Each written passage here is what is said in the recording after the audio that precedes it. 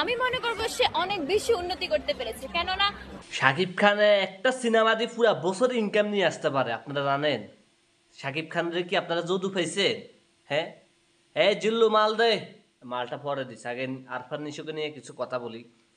আরফান নিশুকে আমি এটাই বলতাম চাই, এ বেটা তুই আমার থেকে কিছু টাকা পয়সা নে, রিয়াল আছে রিয়াল নে, ডলার আছে সব আছে, শাকিব খানের ছবিটা একবার দেখে নিস। কেন বলছি কথাটা, সুরঙ্গ সময় শাকিব খানকে খোঁচা দিয়ে কথা বলছে, নাও স্টার্ট এখন সে শাকিব খানকে নিয়ে কোনো মন্তব্য করছে না, এটা সেটা বক্কসক্ক সে বলতেছে। এখন সে শাকিব খানের একটা বার শাকিব খানের নাম নিচ্ছে না। আরে ভাই তো শরম করায় শাকিব খানের নাম নিতে?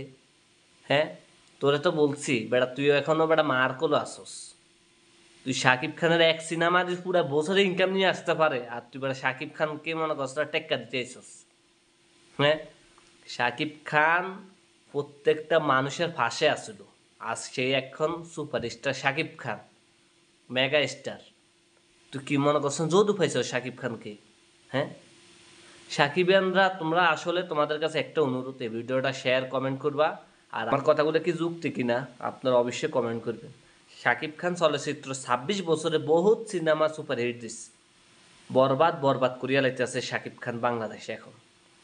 মানে প্রত্যেকটা ছবি ডে বাই ডে পরিবর্তন, ডে বাই ডে সুপারহিট।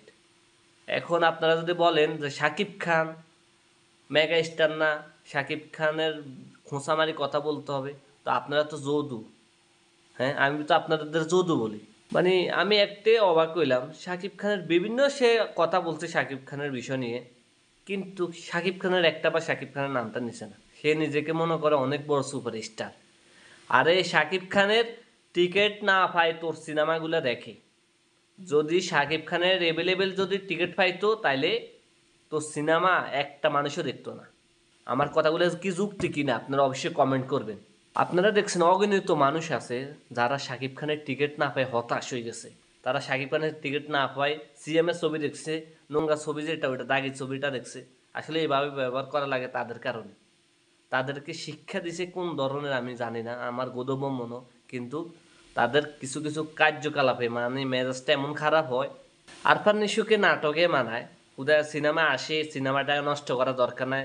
তুমি ভাই নাটক আছে নাটকে থাকো, সিনেমাতে আসি পরিবেশ নষ্ট করার দরকার নাই। তোমার ক্যারেক্টার তোমার নাটকে তোমাদের ফিটফাট মানায়। এখন তুমি সিনেমাতে আসি পরিবেশ নষ্ট করতেছ, আমরা এটা চাই না। সাকিবিয়ানরা না, শুধু দর্শকরা এটা চায় না।